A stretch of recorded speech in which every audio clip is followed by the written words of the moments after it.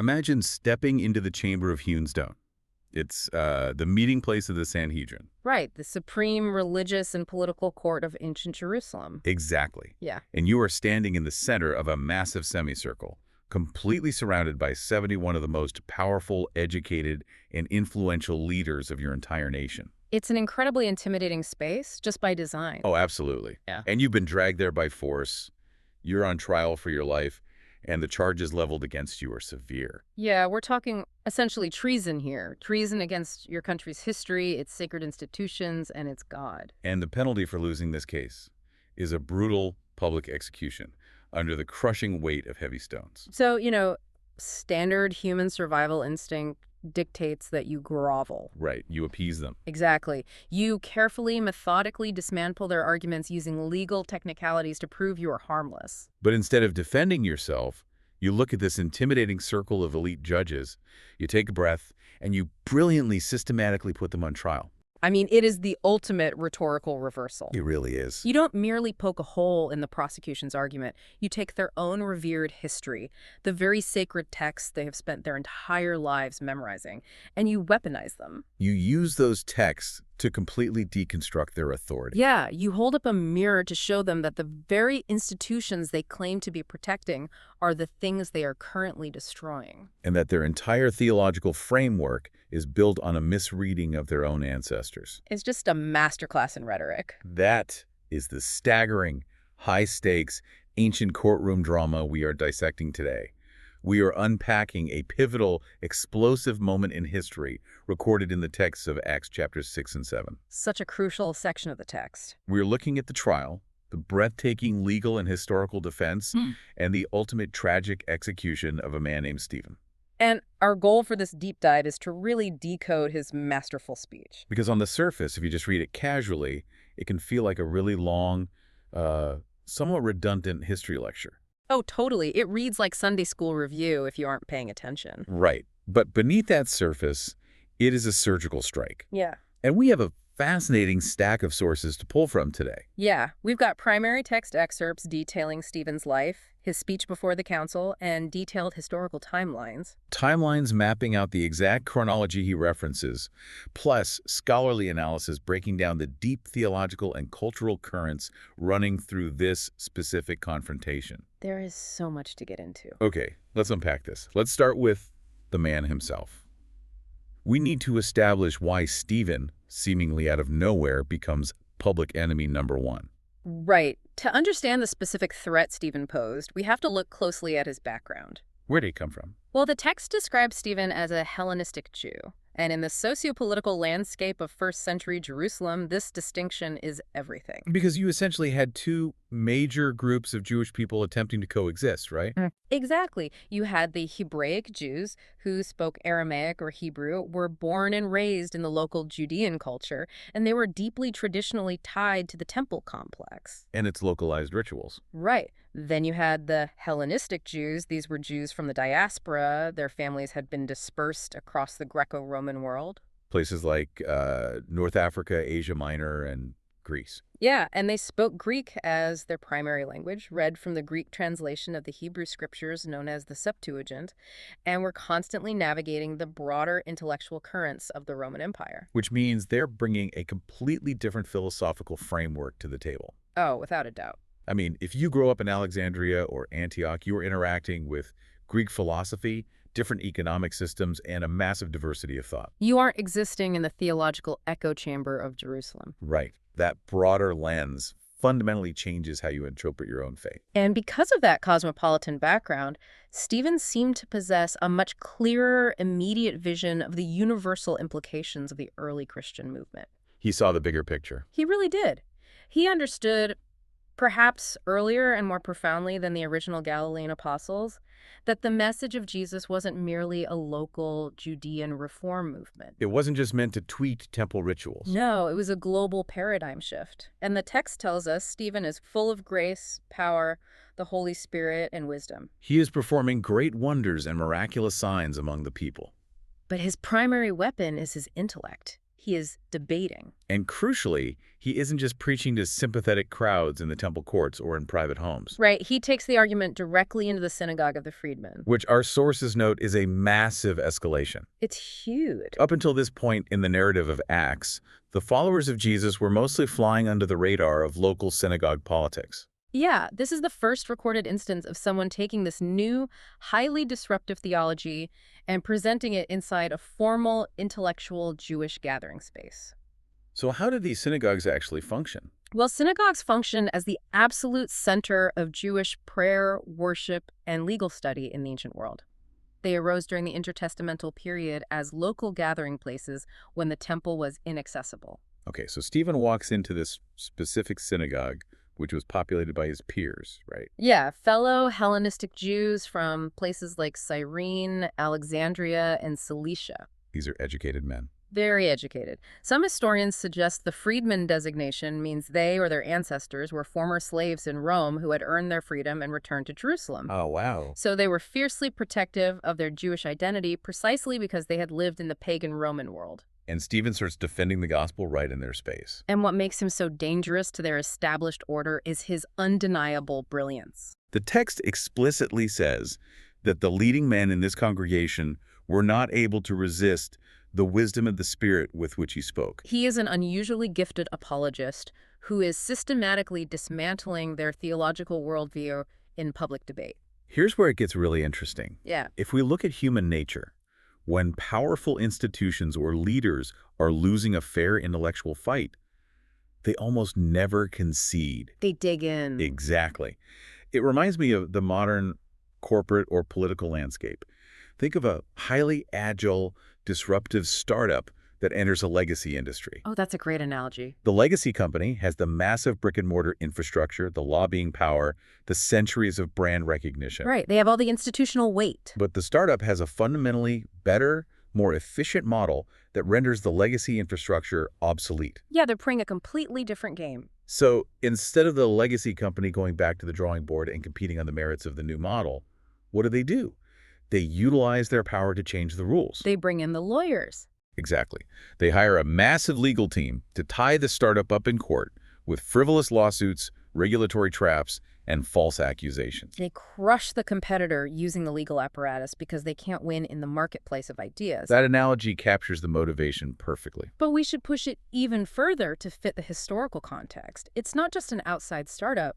Stephen is essentially an insider who has adopted a radical new operational philosophy. Is one of them. He is speaking their language, quoting their texts, and using their own rhetorical methods to prove that their system is obsolete. So when the leaders at the synagogue of the freedmen realize they cannot defeat Stephen through internal intellectual dissension, the tactic shifts entirely to external, formalized persecution. They pivot from debate to destruction. They secretly instigate men to spread calculated lies. Yeah, they stir up the general public, the elders, and the legal experts. They incite a mob, which gives them the pretext to have temple guards arrest Stephen and drag him before the Sanhedrin. The exact same council that had engineered the execution of Jesus just months prior. So how do they actually construct the trap, legally speaking? I mean, they can't just arrest a man for winning a debate. No, they have to manufacture charges that trigger a capital offense under Jewish law while still being politically explosive enough to justify a mob. So they bring in false witnesses to strike at the four absolute pillars of first-century Judean society. Right. They claim Stephen is speaking blasphemous words against Moses, against God, against the holy place, meaning the temple, and against the law. The specific phrasing of the accusation is vital here. The witnesses testify, "We have heard him saying that Jesus the Nazarene will destroy this place and change the customs that Moses handed down to us." Which is such a brilliant, insidious twist of the truth. It really is. It is the hallmark of the most effective propaganda. Because Stephen probably was arguing that the physical temple in Jerusalem wasn't the final, ultimate center of God's redemptive plan anymore. Yeah, he was likely arguing that the intricate sacrificial system of the Mosaic Law was reaching its culmination and fulfillment in the person of Jesus. He was challenging their ultimate localized authority. I mean, Jesus himself had spoken prophetically about the temple being torn down. But these witnesses twist a profound theological argument about divine fulfillment into an accusation of literal anarchic terrorism. Right. They frame him as a violent radical plotting to physically demolish their most holy site and tear up the social contract of their nation. It is a deadly misrepresentation designed to trigger maximum outrage. Because to speak against the temple in that era was to speak against the very localized presence of God. And to speak against the customs of Moses was to threaten the fragile social cohesion that allowed them to survive under Roman occupation. But amidst this chaotic, hateful accusation, the text provides this incredible cinematic visual detail. Yes, verse 15. It says that as all these furious council members are glaring at Stephen, listening to these horrific charges of blasphemy, they look intently at him and see that his face was like the face of an angel. I love that detail. I have always wrestled with that description. What is the author, Luke, actually communicating here? Are we supposed to envision a literal supernatural luminescence, or is this a metaphorical description of absolute, unshakable serenity? Well, our sources suggest a dual layer of meaning here, heavily rooted in the theology of the era. Okay, let's break that down. On a practical level, it signifies a man so entirely filled with the Holy Spirit that it radiates as total composure, peace, and courage. So in a room boiling with murderous rage, Stephen exhibits the absolute, transcendent calm of a divine messenger. Exactly. But the theological implication is the real gut punch. Who else in their shared Jewish history is famously documented as having a radiant, shining face when standing before the people as a mediator of God's truth? Moses. When he descended from Mount Sinai after encountering the glory of God and receiving the law, the text says his face shone so brightly he had to wear a veil because the Israelites were terrified. The visual parallel is unmistakable and deeply ironic. It really is. The hearers in that room, the supreme scholars of the law, would have instantly recognized the echo of Sinai. Here is the Sanhedrin accusing Stephen of hating Moses, of subverting the law, and of trying to destroy Moses' legacy. And yet, as he stands trial before them, Stephen physically embodies Moses in his most divine, authoritative moment. Oh. The Old Covenant was mediated through a man with a shining face, and now this new revelation is being articulated by a man who looks and acts like an angelic mediator himself. It is a visual, theological rebuke to their accusations before he even opens his mouth. It completely establishes his prophetic credential. That sets the stage for a confrontation of massive proportions. The high priest looks at Stephen, surrounded by this hostile, powerful echo chamber, and asks a very simple, direct question. Are these things true? It is a demand for a plea. Guilty or not guilty? Are you subverting the temple and the law? But Stephen refuses to play by their rules. Right. He doesn't offer a simple yes or no. He doesn't offer a traditional legal defense of his character. Instead, he launches into what appears to be a sprawling panoramic history lesson. He bypasses the immediate charges entirely and starts with the patriarch Abraham, then moves to Isaac, Jacob, and Joseph. If you are sitting in that room, you have to be wondering what on earth he is doing. Let's look at the timeline our sources provided, because to understand the sheer audacious scale of the history Stephen invokes is vital for grasping his overarching rhetorical strategy. We definitely need to map that timeline out. Stephen is deliberately pulling his audience back to the absolute genesis of their identity as a people. He bypasses the current political crisis and anchors his argument in the patriarchal narratives. Our sources break down the exact chronology Stephen references, starting around the year 1875 BC. Okay, let's track that.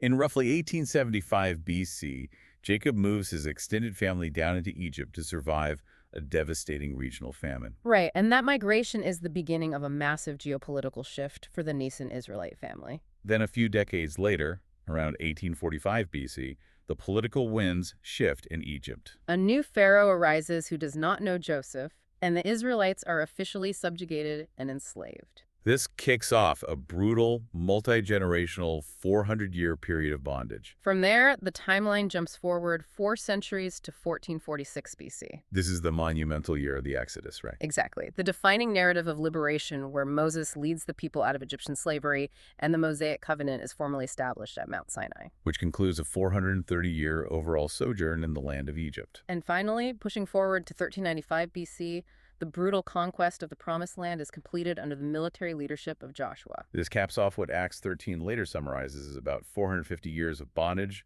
wilderness wandering, and military conquest to finally secure the land they are currently sitting in. We are talking about nearly 5 centuries of complex, traumatic, and foundational history that Stephen is synthesizing in a matter of minutes. He is sweeping across geography and generations. He really is. So what does this all mean? Let's analyze the room. If I am a member of the Sanhedrin, I am a supreme religious scholar. You're a Pharisee or a Sadducee. Right. I know this timeline backward and forward. I have debated the minutiae of these texts since childhood. So why is Stephen wasting his breath? Exactly. A man whose life is literally ticking away by the second, giving a basic Sunday school history lecture to a room full of preeminent history experts. It seems like a stalling tactic, or worse, Right. intellectual arrogance. But it isn't. No, it would be arrogant if it were just a recitation of facts. But it is a highly curated, deeply subversive remapping of their history. Stephen is selectively emphasizing specific geographical details to systematically dismantle their core theology. Think back to the primary charge. He is accused of blaspheming the holy place, the temple in Jerusalem. Over the centuries, the Sanhedrin had developed a theology that was fiercely, exclusively localized. They believed that Jerusalem, and specifically the inner sanctum of the temple, was the exclusive, ultimate epicenter of God's presence and activity on earth. They had essentially contained the creator of the universe within a specific zip code. Exactly. God is here. God operates within this specific limestone architecture. And if you are outside of this city, you are further from God. Precisely. They believed proximity to the temple equaled proximity to the divine. So how does Stephen attack this? He doesn't argue against the temple directly yet. He just plots their own revered ancestors on a map. He starts with Abraham.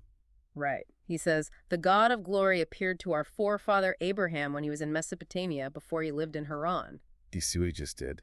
God, in all his glory, initiated the entire covenant in pagan Mesopotamia. He showed up in Ur of the Chaldeans, hundreds of miles away from the Promised Land. Then God spoke to Abraham in Haran. Later, God was intimately present with Joseph down in the pagan empire of Egypt. He reminds them that the patriarchs, the fathers of their 12 tribes, weren't even buried in Jerusalem. Their bones were carried back and buried in Shechem. And we cannot overstate the scandal of mentioning Shechem in that room. In the first century, where is Shechem geographically located? It is squarely in the heart of Samaritan territory. And the Orthodox Jewish establishment in Jerusalem absolutely despised the Samaritans. They viewed them as racially and theologically compromised half-breeds. A strict law-abiding Jew would add days to their journey just to physically walk around Samaritan territory to avoid ritual impurity. And yet, Stephen deliberately highlights that the revered patriarchs are buried in the very dirt the Sanhedrin considers cursed. Wow. Stephen is utilizing a brilliant geographical apologetic. He is telling them, you are utterly obsessed with this one plot of land, this one building in Jerusalem, and you use it to control access to God. But look at the text. Read your own history. The God of glory has always operated outside the artificial lines you try to draw. Right. He worked in Mesopotamia. He worked in Haran. He saved our people in Egypt.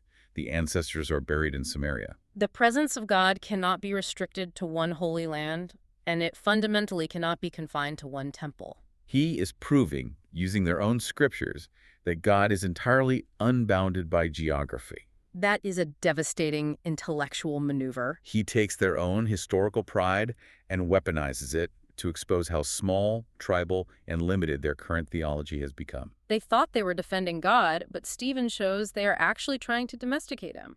And he doesn't just stop with geography. He also analyzes the recurring behavioral patterns of the people in that history. Let's look at how he frames the story of Joseph. Our sources point out that Stephen employs Joseph as a specific type of theological and historical parallel to make a profound accusation. The Joseph narrative is where the psychological genius of his argument really starts to tighten the noose. Stephen recounts the life of Joseph, one of the 12 sons of Jacob. Joseph was chosen by God, given prophetic dreams of future leadership, and deeply favored by his father. But how did his own brothers, the patriarchs of the 12 tribes of Israel, react to this divine favor? They were consumed by jealousy. They rejected his authority. They violently turned on him, threw him in a pit, and literally sold him for the price of a slave to foreign merchants heading to Egypt. They tried to permanently eliminate the very person God had anointed simply because his calling threatened their status in the family hierarchy. But the narrative doesn't end in the pit. No,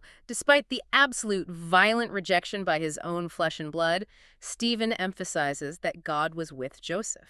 God rescued him from every affliction, Granted him supernatural wisdom, and orchestrated events so that Pharaoh exalted Joseph to become the second most powerful ruler over all of Egypt. When the famine struck, Joseph became the literal savior of the very brothers who had sold him into slavery. They had to travel to a foreign land and bow before the brother they discarded in order to survive. The parallel he is drawing here is so sharp, it must have been terrifying for the council to listen to. Put yourself in the sandals of a Sanhedrin member. Just a few months prior, you orchestrated the betrayal, the mock trial, and the crucifixion of Jesus of Nazareth. Jesus was sold out by one of his own followers for 30 pieces of silver. He was handed over to a foreign pagan empire, Rome, to be executed because his growing authority threatened your political stability.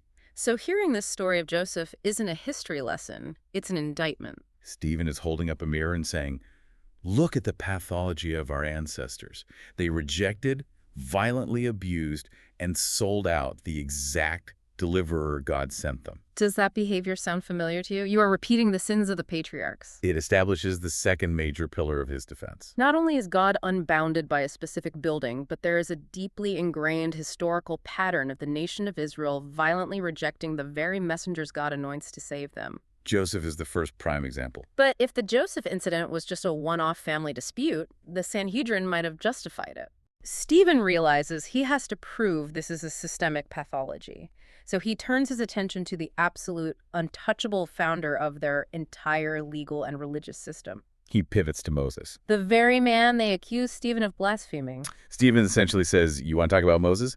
Let's talk about Moses. And he dives into Acts 7.1736, chronicling the life of the great lawgiver. He structures Moses' life in these distinct 40-year blocks. Moses is born during the darkest period of Egyptian slavery. In a twist of profound irony, the man destined to destroy Egypt is preserved and raised by Pharaoh's own daughter. Educated in the highest courts of Egyptian wisdom and power for 40 years. But then, at age 40, Moses experiences an awakening. He tries to step into his calling. He goes out to observe the burdens of his fellow Israelites, sees one of them being beaten by an Egyptian taskmaster, and intervenes, striking the Egyptian down. Moses assumes, logically, that his people will recognize that God is using him to deliver them. But the very next day, when he tries to mediate a dispute between two fighting Israelites, how do they respond to his intervention? They angrily push him aside and challenge his authority, saying, who made you a ruler and judge over us? Are you going to kill me as you killed the Egyptian yesterday? Who made you a ruler and judge over us? They completely reject his leadership. They don't recognize him as a divine deliverer at all. They just see an arrogant instigator who's going to make their lives harder with the Egyptian authorities. And because of their rejection, Moses flees into the desert of Midian and spends the next 40 years as a forgotten shepherd. If we connect this narrative choice to the broader argument, Stephen is employing a brilliant dual emphasis here. First, he is continuing to highlight God's unshakable faithfulness to the Abrahamic covenant, advancing the historical timeline toward the Exodus. But more importantly, he is explicitly framing Moses as the ultimate precursor, a type of Jesus. Both Moses and Jesus offered themselves as deliverers to their oppressed people. But in both historical instances, their Jewish brethren suffered from profound spiritual blindness. They did not understand the nature of the deliverance being offered, and they rejected their saviors out of fear. The Israelite slaves feared Moses' actions would bring down the wrath of Pharaoh. Similarly, the Sanhedrin feared that Jesus, with his massive, uncontrolled following and undeniable miraculous power, would provoke the wrath of Rome, leading to the destruction of their temple and their fragile political autonomy. It is a profound, recurring tragedy. The incredible irony Stephen is exposing is that the very man the Israelites aggressively rejected and mocked, asking, "Who made you a ruler?" was the exact person God explicitly sent back to them 40 years later as both ruler and deliverer. We see this psychological pattern so often, even in our own lives today. We really do. We frequently push away the very solutions, the difficult truths, or the disruptive people who are actually meant to help or save us, simply because they don't arrive in the comfortable, predictable package we expected. We reject liberation out of a desperate fear of losing the tiny bit of control we think we have over our enslavement. That psychological insight is exactly what Stephen is leveraging. He is diagnosing the Sanhedrin's current spiritual condition by analyzing their historical DNA. And he continues to weave his geographical argument, his holy ground apologetic, into the Moses narrative. After 40 years in exile, where does God finally appear to Moses to officially commission him as the deliverer of Israel? In the desert of Mount Sinai, in the land of Midian, in the midst of a burning bush that is not consumed. And what are the specific instructions the voice of the Lord gives to Moses from the fire? Take the sandals off your feet, for the place where you are standing is holy ground. Holy ground. This is the crucial phrase. Where is this holy ground located? It is strictly outside the borders of the Promised Land. It is outside the jurisdiction of Israel. It is hundreds of miles away from the future site of the temple in Jerusalem. It's in the middle of a barren, pagan desert. Stephen is hammering this theological point home with a sledgehammer. God reveals himself, gives his supreme commission, and initiates the most massive event of national redemption in their history, far away from the building they are currently sitting in, trying to protect. Our sources also point out a theological nuance here. The text says the angel appearing in the bush is the angel of the Lord, Which many early Jewish and Christian theologians viewed as a divine manifestation. and Christians view as a pre-incarnate appearance of Christ. So the divine presence is actively, dynamically moving and directing history, totally unconstrained by human architectural borders. And then Stephen delivers the chronological punchline of this entire section on Moses. He says in verse 35, "This same Moses they had rejected with the words, 'Who made you ruler and judge?' He was sent to be their ruler and deliverer by God himself through the angel who appeared to him in the bush." Moses then leads them out, performing wonders and miraculous signs in Egypt, at the Red Sea, and for 40 years in the wilderness. And men they threw away and marginalized became their sole hope for survival. The unstated but deafening implication for the Sanhedrin regarding their recent treatment of Jesus is unavoidable. The stone the builders rejected has become the cornerstone. It's an absolute masterclass in legal and theological rhetoric. He has answered the charge of blaspheming Moses by proving he understands Moses better than they do. Stephen doesn't stop there. He pushes the timeline forward into the wilderness wanderings, and this is where he firmly pivots from defense to prosecution. He aims to expose the depth of their ancestral rebellion. We're moving into Acts 7.3750 now. Stephen reminds the council that Moses himself, the great lawgiver they claim to revere, prophesied that God would raise up a prophet like him from among their own brothers. Our sources make it clear.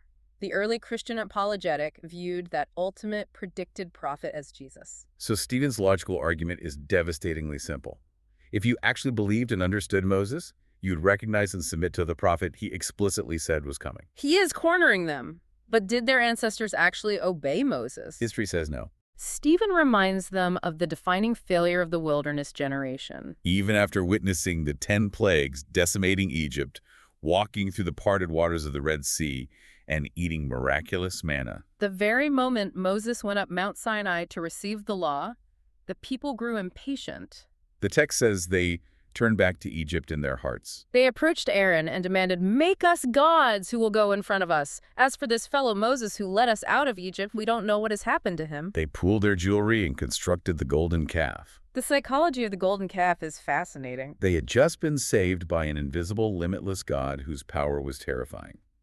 But that invisibility required faith and patience. They couldn't control Yahweh. So the moment their human mediator vanished up a smoky mountain, they panicked. They traded the infinite God for a shiny, static metal cow they could see, touch, and most importantly, manipulate. They wanted a deity they could carry, not a deity who led them. That desire for a controllable deity is the essence of idolatry, and Stephen highlights the terrifying cosmic consequence of that choice. He says that because they rejoiced in the works of their own hands, God gave them exactly what they wanted. He withdrew his guiding presence and gave them over to worship the host of heaven. Stephen quotes the prophet Amos, noting that even during the 40 years in the wilderness, while they were outwardly carrying the Ark of the Covenant, inwardly they took up the tabernacle of Moloch and the star of the god Rephan. We need to pause and define those terms because they are incredibly dark. Who are Moloch and Rephan? These represent the darkest elements of ancient Near Eastern paganism.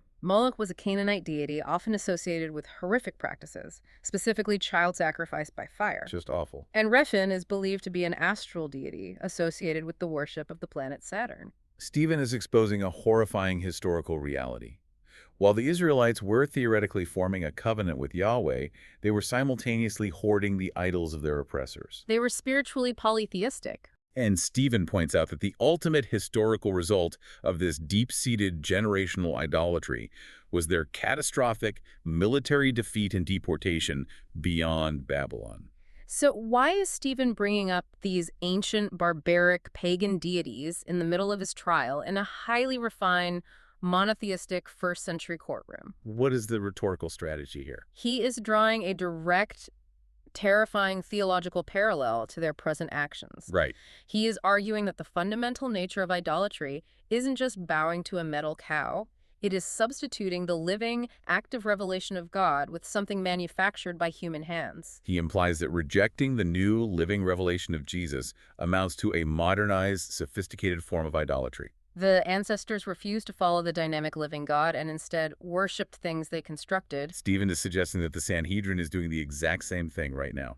By violently rejecting Jesus and the movement of the Holy Spirit, they are clinging to a dead, institutionalized religion of their own making. They have traded the living God for a system they can control. And that devastating critique brings us to the climax of his argument regarding the temple itself, which was the most inflammatory charge against him.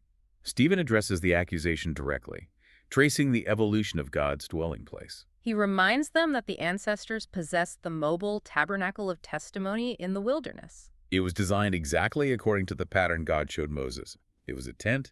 It moved when the people moved. It was dynamic. Eventually, under the reigns of King David and King Solomon, the nation settled, and Solomon built a permanent, magnificent, stationary house of stone and cedar. But Stephen says, and you can imagine the tension in the room spiking when he delivers this transition, the Most High does not live in houses made by human hands. And to prove he isn't speaking blasphemy, he backs it up by quoting their own mighty prophet Isaiah. Heaven is my throne, and the earth is my footstool. What kind of house will you build for me, says the Lord? Or where will my resting place be? Has not my hand made all these things? It is a lethal theological blow. He uses their greatest prophet, Isaiah, to prove that their excessive, almost fanatical veneration of the temple is actually unbiblical. They have fundamentally distorted God's view of the temple. The physical temple was never meant to be the exclusive, limiting venue of God's person and work. It was meant to be a symbol, a temporary shadow pointing to a greater reality. But they had turned the symbol into an idol. Our sources point out that Stephen's underlying argument is that Jesus is God's designated eschatological replacement for the physical temple. Christ is the new locus of God's presence, the new Moses, the true temple. But the Sanhedrin is violently refusing this new living divine activity because they prefer the comfortable, static architectural symbol of a past redemption. To put this massive theological shift into a modern organizational context, think of it like this. Imagine a brilliant, highly innovative tech company that started out in a humble mobile pop-up shop or a garage. They were agile, moving fast, and changing the world from a temporary space. Exactly. Eventually, the company becomes massively successful, and the board decides to build a breathtaking, gilded, billion-dollar brick-and-mortar flagship headquarters. It's an absolute architectural marvel.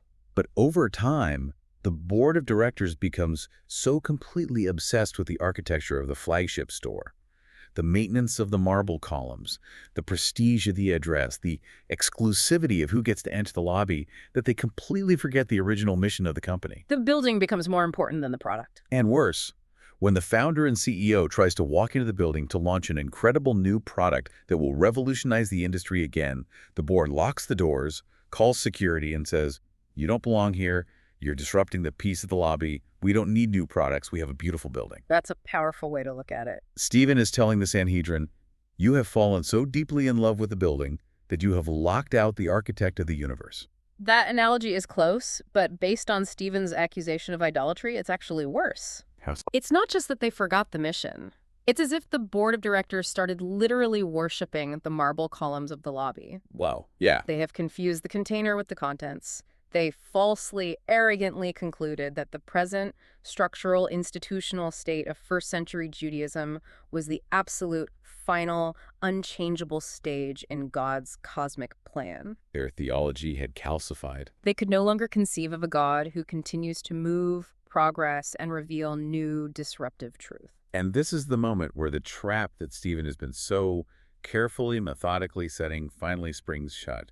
We reach Acts 7.51. Throughout this entire sprawling speech, Stephen has been maintaining a polite, inclusive historical distance. He's been repeatedly using the phrase, our fathers, or our ancestors. He's been including himself in the shared narrative of the nation. But suddenly the tone shifts dramatically. He abruptly terminates the history lesson. He drops the polite rhetorical pretense. He looks directly at the 71 men sitting in judgment over him, and he goes on the absolute offensive.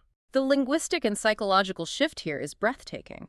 He stops using the inclusive our fathers and forcefully switches to your fathers. He completely deliberately disassociates himself from the men sitting in that room. He says, "You stiff-necked people, uncircumcised in heart and ears, you always resist the Holy Spirit. As your fathers did, so do you." He spiritually aligns himself with the trusting, faithful patriarchs like Abraham and Joseph and the persecuted prophets. And he permanently, damningly links the Sanhedrin to the unresponsive, rebellious apostates who worshipped golden calves and murdered the messengers of God. Stiff-necked and uncircumcised in heart and ears. These are not just casual insults thrown out in anger. No, he is using highly specific, deeply offensive theological terminology pulled directly from the Torah and the prophets. Stiff-necked is the exact term God used in Exodus to describe the Israelites when they were rebelling with the golden calf. It's an agricultural metaphor for an ox that refuses to submit to the yoke of its master. And uncircumcised in heart is a phrase from Leviticus and Jeremiah, implying that while they bear the physical outward mark of the covenant on their bodies, inwardly, spiritually, they are acting like pagans. He is telling the highest religious court in the land, the men who consider themselves the ultimate defenders of purity, that they are essentially pagans masquerading as priests. It is the ultimate degradation of their spiritual authority. And then he delivers the inescapable, fatal accusation. He asks them a rhetorical question that seals his own death warrant. Which of the prophets did your fathers not persecute? And they killed those who announced beforehand the coming of the righteous one, whom you have now betrayed and murdered. Whom you have now betrayed and murdered. He doesn't say misunderstood. He doesn't say unjustly condemned. He calls the Supreme Court of Israel a den of murderers to their faces, specifically regarding their execution of Jesus, whom he titles the righteous one. And he concludes his prosecution by striking at the final pillar of their pride, the law itself. He says, "You who received the law as delivered by angels and did not keep it." He strips them of their final defense. This raises a profound question, doesn't it? If we look at the entire narrative arc of this trial, who is actually the defendant and who is the judge? The Sanhedrin brought Stephen in, convinced they were the righteous defenders of the final, perfect stage of God's plan, protecting it against a dangerous Hellenistic radical. But Stephen has systematically, using their own history, exposed them as the actual blasphemers. They are the ones who are blind to God's progressive revelation.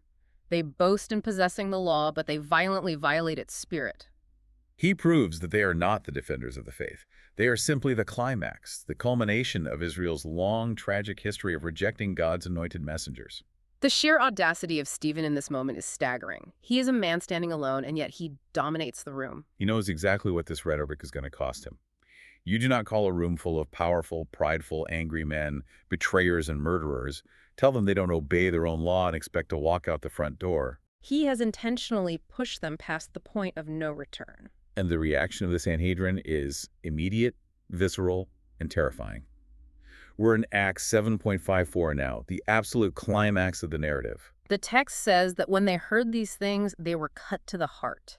Our sources point out the Greek word used here implies being sawn in two. It means they were painfully, deeply, psychologically wounded by his words. It convicted them to their core, but instead of that conviction leading to repentance, it led to explosive, uncontrollable rage. They literally ground their teeth at him. The gnashing of teeth is a primal, almost animalistic expression of brutal antagonism and repressed violence. The cognitive dissonance of being exposed so completely, so flawlessly by their own sacred scriptures was simply too much for their egos to bear. Their entire localized worldview, their political authority, their carefully curated self-righteousness had just been dismantled in public by a man whose face shone with the peace of God. When people whose power relies on unquestioned authority are publicly humiliated with the truth, they rarely concede. They resort to violence to silence the truth-teller.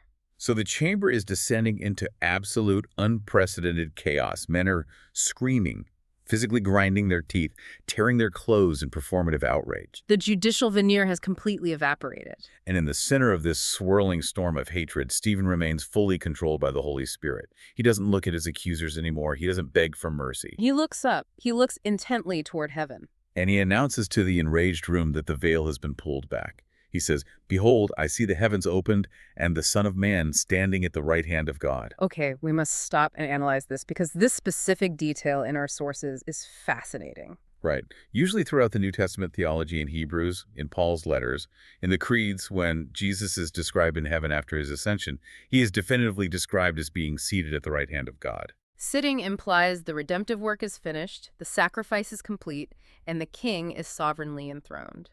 Why does Stephen explicitly, specifically see Jesus standing in this vision? It is arguably one of the most beautiful, profound, and provocative details in the entire text. To understand it, we have to understand ancient Near Eastern throne room protocols. Okay. A sovereign king sat on his throne to judge, to rule, and to receive subjects. But a king would only stand for a few specific reasons: to execute judgment on his enemies, or to show immense respect and welcome to an honored guest. The overwhelming theological implication here is that Jesus, the cosmic king, is physically rising from his throne to welcome his faithful servant home. He is standing to actively validate and honor Stephen as the very first Christian martyr. Consider the contrasting realities Stephen is experiencing simultaneously. While the corrupt earthly court of the Sanhedrin is screaming and condemning him as a blasphemer, the supreme heavenly court is giving him a standing ovation. It is a vision of ultimate eternal validation that renders the Sanhedrin's judgment completely meaningless. A standing ovation from the architect of the universe while hell breaks loose in the lobby. That is an incredibly powerful image. But for the Sanhedrin, hearing Stephen describe this vision is the absolute last straw. By claiming to see the Son of Man, a highly charged messianic title from the book of Daniel, sharing God's glory and standing at the right hand of divine power, Stephen is claiming what they consider to be ultimate, unforgivable blasphemy. They firmly believe that no human could share God's glory or occupy that space in the heavenly throne room. Furthermore, if Jesus is standing at the right hand of God, it means the Sanhedrin just murdered the co-regent of the universe. It is a theological crisis they cannot permit to be spoken aloud. Exactly. Their reaction is pure, unrestrained panic. The text says they cry out with a loud voice and actually cover their ears. They literally press their hands over their ears to drown out his words. It is the physical reaction of children who absolutely refuse to hear a reality that shatters their worldview. And then the court dissolves into a mob. They rush at him with one violent intent. There is no formal vote taken. There is no legal verdict pronounced. There is no Roman governor consulted, which was a violation of the political protocols of the day, as Rome reserved the right of capital punishment. In their religious zealotry, they bypass the law they claim to protect. They drag him violently outside the city limits because the law stated execution must happen outside the camp to prevent defiling the city, and they begin to stone him to death. Stoning in the ancient world was not just throwing pebbles. It was a brutal, horrific method of execution designed to crush the victim under the weight of massive rocks. And here, right in the middle of this horrific, chaotic execution, the text pauses to give us a brief passing cameo that will ultimately change the course of human history. Verse 58 says, "The witnesses laid down their garments at the feet of a young man named Saul." Yes, Saul of Tarsus. He is introduced here not as a passive bystander, but as a zealous, highly educated Pharisee who is actively cooperating with the authorities. By holding the outer garments of the witnesses who are required by law to throw the first stones, Saul is signaling his full official approval and his complicity in the murder. He is essentially managing the logistics of the execution. Saul is introduced to the biblical narrative as a man entirely dedicated to the violent, systematic extermination of this new, disruptive movement. And as the heavy stones are raining down, crushing his body, Stephen uses his final agonizing breaths to pray. And what he prays is chillingly, beautifully reminiscent of Jesus' final words on the cross. He first prays for his own spirit, crying out, "Lord Jesus, receive my spirit." And then, demonstrating the ultimate triumph of grace over the cycle of violence, he falls to his knees, battered and dying, and cries out with a loud voice, "Lord, do not hold this sin against them." And having said this, the text says, he fell asleep. He dies. The dark irony of this entire violent climax is devastating. The mob, in their self-righteous fury, is actively physically proving Stephen's entire thesis correct. He just told them in verse 52, "Your fathers killed the prophets, and now you've become betrayers and murderers." And mere minutes later, they murder him to prove him wrong. They silence the messenger with stones, because they lack the intellectual and spiritual capacity to answer the message. They destroy the man whose face shone like Moses because they are terrified of the God of Moses actually moving in their midst. It is a profound, tragic, and incredibly moving end to a brilliant life. When we step back and look at the sheer scale of this entire deep dive, from the dispute in the synagogue to the timeline of the patriarchs, the psychology of the golden calf, and the final bloody stones outside the city, our sources synthesize three core threads that run through this massive narrative. And I think they are absolutely vital for anyone trying to understand the intersection of faith, history, and human nature. First, we see that there's always dynamic progress and change in the grand program of history. The Sanhedrin desperately wanted a static God who stayed perfectly within the predictable boundaries of their traditions and their timelines. Stephen proved, using their own history, that God is always moving the narrative forward, often in ways that disrupt the status quo. Second, the blessings, truths, and presence of God are never limited to one specific physical location, one building, or one human institution. The moment we try to lock truth inside a specific architecture, whether literal or ideological, we lose it. And third, and perhaps most tragically relevant to us today, there is a deep, historically ingrained human pattern of violently opposing new paradigms. We cling to what is comfortable, we fiercely protect our power structures, and we almost invariably attack, marginalize, or cancel the very people who are trying to bring us into the next stage of understanding. Which brings the challenge of Stephen's speech directly to anyone listening to this analysis right now. It is incredibly easy to sit comfortably in the present, look back at the Sanhedrin, and judge them as rigid, cartoonish villains. But how often do we operate with the exact same defensive psychology? How often do we become so preoccupied with our past traditions, or so deeply invested in our present worldview, that we stubbornly, angrily refuse to accept new realities? When someone challenges our deeply held assumptions with facts or a broader perspective, do we engage, or do we metaphorically put our hands over our ears and shout them down? Are we open to the reality that the truth might be significantly larger, more complex, and more unbounded than the tiny ideological boxes we've built to contain it? That is the ultimate question Stephen forces us to ask. Are we protecting a building, or are we actually willing to follow the architect wherever he moves next? We're going to leave you with one final provocative thought to mull over today. Stephen's death, bleeding out in the dirt outside the city limits of Jerusalem, surrounded by a screaming, victorious mob, probably felt like the definitive crushing end of this new radical movement. The Sanhedrin dusted off their robes and walked back into the city, thinking they had successfully amputated the infection. They thought they had won. But remember that young man managing the coats, Saul. He stood there, watching a man die with the face of an angel. He heard a man being crushed to death use his final breath to ask God to forgive his murderers. Saul's zealous, hateful approval of this execution is his introduction to the story, but as history knows, it is far from his end. That young man, Saul of Tarsus, will eventually experience his own shattering encounter with the standing Jesus, and he will become Paul, the greatest missionary and theologian the world has ever known. He will take Stephen's message to the ends of the earth. So ask yourself this: how often does the brutal apparent defeat of one great mind serve as the exact traumatic catalyst that creates an even louder, unstoppable voice for the future? Stephen's earthly voice was violently silenced that day, but the echo of his defense shattered the world. Think about that.